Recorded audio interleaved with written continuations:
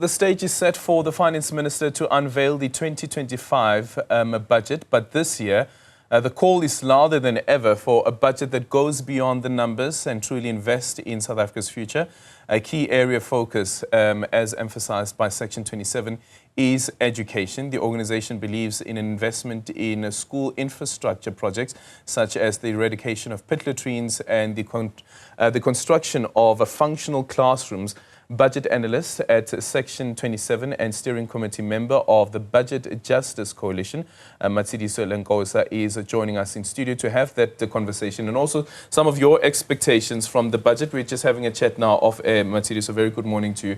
Where would the money be coming from? And you're saying that the Treasury would need to be creative, but where are the priority areas for you? Absolutely. First of all, thank you so much for this opportunity to engage on this. So it is true, the question that is on a lot of people's mind is, where is the money going to come from? Because as we know, South Africans are carrying such a heavy tax burden on the one side, especially marginalized people. And so we are concerned about rumors that have been floating around about increasing taxes, and particularly wealth taxes, VATs, instead of more wealth taxes. And it just is regressive in that nature. So we are concerned about that. We're also concerned about the ballooning debt that the country has been carrying, because the interest on that debt, the debt servicing costs, have been eroding at investments towards basic education and healthcare. And just to answer your question around what are the priority areas, well, we think that the State of the Nation address, which happened a week or two ago, reflected the promises that the administration has been making to the people of this country. And that's all good and well, but we really encourage people to look at the State of the Nation and for government to see the SONA and the budget speech as matching. So promises on one end, but commitments should be followed by financial investments. And we really want to see that in terms of infrastructure investments, even in, filtering towards education, because we still are struggling with learners who are in overcrowded classrooms and are learning in classrooms that are built of inappropriate materials. Yeah, and we've seen the protest action coming from Labour as well with regards to this, but even the employment of teachers as well, which is a major problem, and the pressure that then puts on the schools.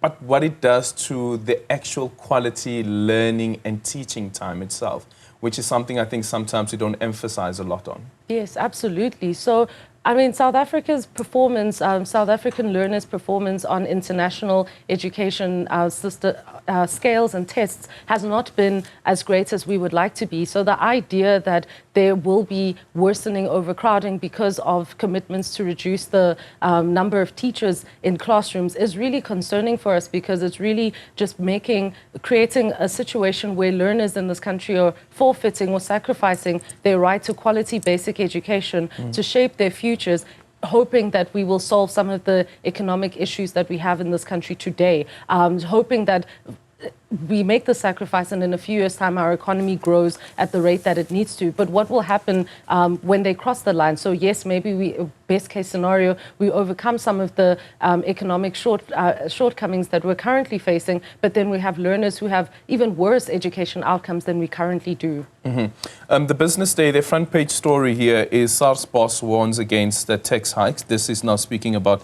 Edward Kiswetter, who is the SARS commissioner. I just want to quickly quote what he says here. The commissioner, speaking at the Perspective and Positioning for 2025 webinar hosted by Ellen Gray, said that the country must not be tempted into thinking that increasing tax rates automatically leads to a bigger tax revenue. He said that the experience of the 2017 VAT hikes bears testimony to this. I think which also goes to some point speaking about what you warned against a bit earlier on. But then the question still remains, where would this money be coming from? The Citizen front page story, they're speaking about wealth tax on the cards. Don't know if that is a possibility at all. Sure. So I think it is good to hear from the SARS boss. I think the message around that increasing VATs and other regressive taxes like that hasn't had the impact on our tax revenues that we would like, because our economy is not growing at the rate that we would like it to. There's persistent unemployment. And so it is true that that Treasury should be looking at allocating investment towards strengthening our tax collection systems, making sure that, everywhere right now, people are carrying the tax burden for people and corporations who are evading taxes. And how do we make sure that we don't erode our tax base in our country, especially in this weak economic climate? So we're really looking forward to seeing some, sufficient investment in building the capacity of our state to collect taxes from those who have been evading and those who've been eroding our tax base. And then, of course, the wealth tax is something that many civil society organizations have been calling for, particularly on the ultra-rich who have the mechanisms to be able to avoid their tax burden, and then it becomes the everyday South African, the middle class and the working class who carry that burden. And so that's been attractive to civil society. But as to whether Treasury is interested and has bought into the idea of a wealth tax, well, it seems unlikely right now, but maybe with the G20 summit that's coming up and the conversation around the AU, maybe conversations around the wealth tax might make it something more palatable for our national treasury. Yeah. We've got the fourth quarterly labour survey stats that are coming out later on today.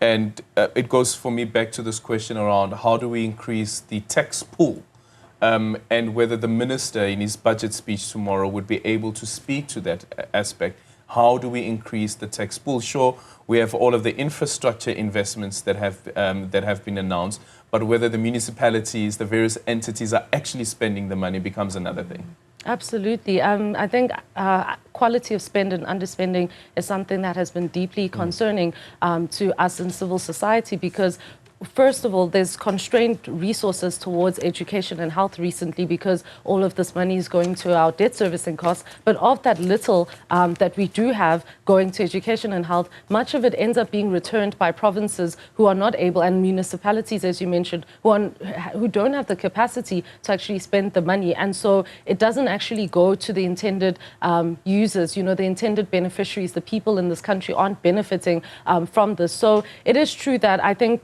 ultimately, there are many ways to look at how do we increase our taxes, but the long story short is that we really need to grow our economy and we need to do it urgently. We need to invest in building the capacity of municipalities, of provinces to be able to grow our economy so that we can be able to generate enough revenue to invest in education and healthcare. Yeah. What's your take on the basic income grant? Do you think that that could be a possibility? Every time the president speaks during the State of the Nation address, it's also mooted as this is an idea, this is something that we're trying to see whether it is possible or not. And I'm not too sure whether we'll ever see the announcement or how soon we'll see that announcement that actually now South Africa is implementing a basic income grant, but what that amount should actually be as well. Sure. So I think there has been some progress if we think about it since COVID because of the SRD, the Social Relief of Distress Grant, that's being looked at as being, as the foundation for a universal basic income grant in our country. And the president keeps mentioning in the SONA, which indicates that there is some political support within, the administration around a UBIG. Currently, the criticism is the SRD grant, while it is important, especially in a country where our economy is just not creating enough jobs to, and we need some form of stimulus into our economy so people can participate meaningfully. Of course, we can't just have, relying on one thing of like social grants at the expense of not investing in growing our economy. We need both. And so, we support it in the sense that we do need social protection in our country for marginalized people who have been looking for jobs and our economy is struggling to create those jobs. But of course, it needs to be matched to the poverty line.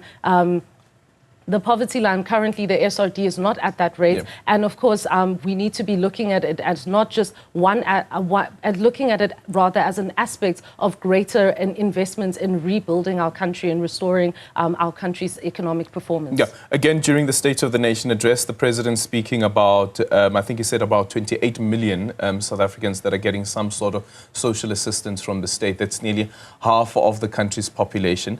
Are there any risks involved in having an increased base of social assistance being given to an increased population in the country?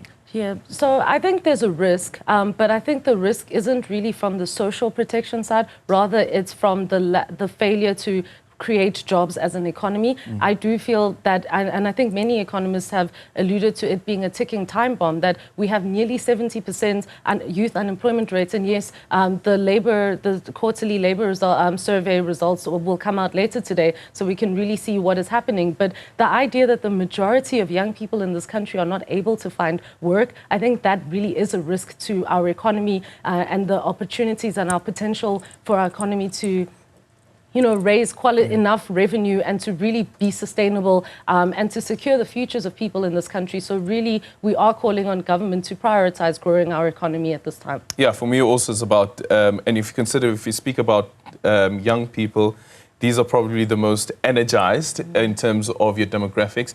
What you want to do is make sure that that human capital is actually put to work and it benefits the economy. But thank you so much for making time for us this morning. That is Matshidiso Lencoasa, who is a budget analyst, joining us from Section 27. Appreciate your time this morning. Let's wait and see what the minister will be announcing tomorrow.